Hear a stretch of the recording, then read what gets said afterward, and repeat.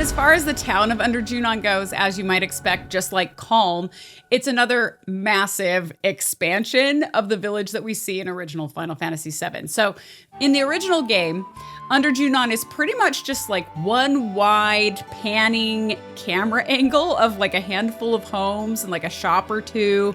And there's only like 3 pretty much hunched over NPCs who you assume are supposed to be elderly, I think is what they're representing.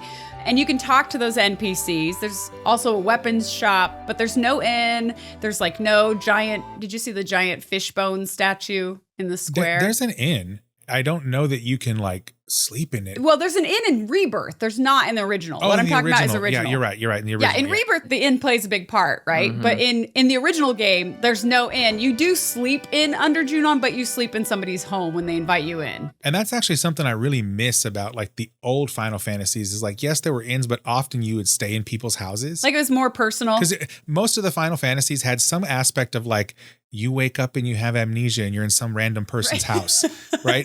Well, that didn't happen here. Like there was actual proper inn, you go stay in there, which is kind of cool. They modernized it a little bit, but yeah. Now, in the original game, you can go to the shoreline and you can meet Priscilla. So Priscilla, the kid character, she is in the original game, but there's not really much to do beyond that in Under Junon. It's really a pretty small location. And when I went back and looked at my original gameplay, I spent 21 minutes there total in that village, which included a lot of the events that also took place in Rebirth. So it's not like I spent 21 minutes walking around. It's like I probably spent 5 minutes walking around and then the rest of the time was spent doing actual quest stuff.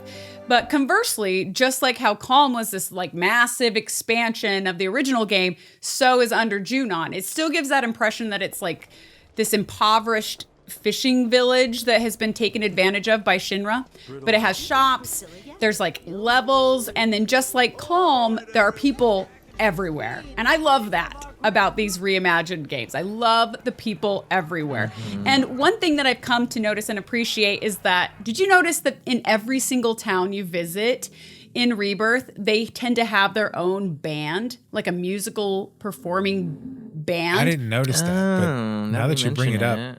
Yeah, I started to figure it out at this point. And the band totally fits the vibe and like the tone of that particular city. They're just in the background, right? But if you remember back in chapter 2, I think there was like either a cellist and I can't remember. It was like, they had like a 2-person band that, I mean, or just an ensemble or a duet, really, I think. Like a pianist or something, right? It was like a cellist and like a trumpet, maybe? I don't remember what it was, but I'll have to go back and look.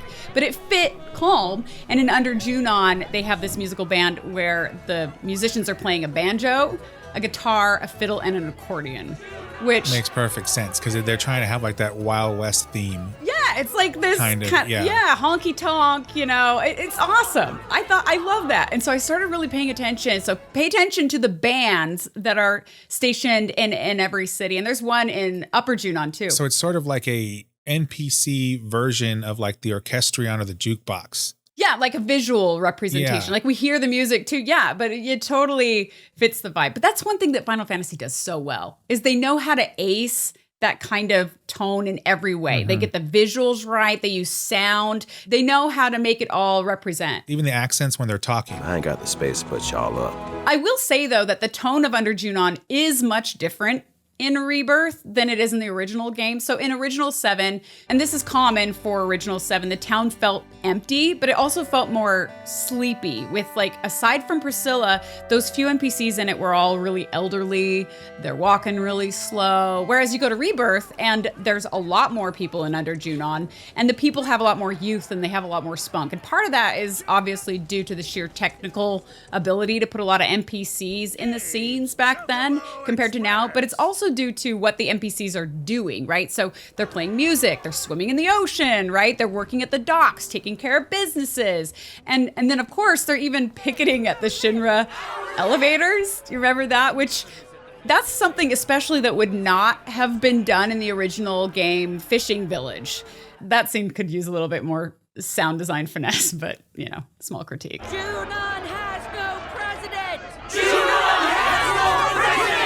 Yeah, you can tell like they've like all of these things that what they've trying to do is like kind of create like this persistent world like vibe where it's like even though you might move on, that little village or whatever is still like existing and doing its thing. The people are still living their lives. Yes, And I like that. it's like a persistent world kind of, whether or not Yes. you're there. And so like you're engaging with it for in this case, a couple of hours, but like for a little while, and then you move on. But like that, just like in the real world, right? You go visit a city, you have fun while you're there, you leave. That city doesn't just like shut down when you leave, right? It just keeps doing its thing. It continues. And I think that's what they were trying to do with this game. And they've done a really good job of it. I think you're totally right on that. And in the original game, like, yes, that place existed, but it was so sleepy, I think most people forget.